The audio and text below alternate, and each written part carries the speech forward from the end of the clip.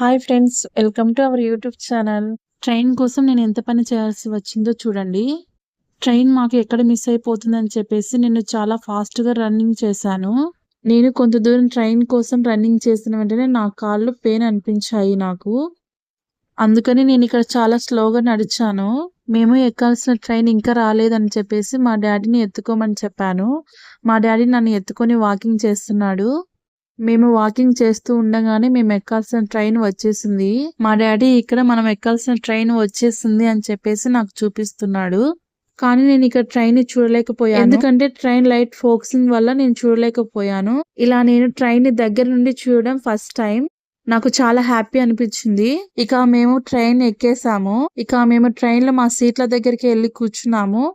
కాసేపు నా తర్వాత మా మమ్మీ మా డాడీని నేను బనానా తింటానని అడిగాను. మీరు కూడా ట్రైన్ కోసం నాలాగా రన్నింగ్ చేశారా?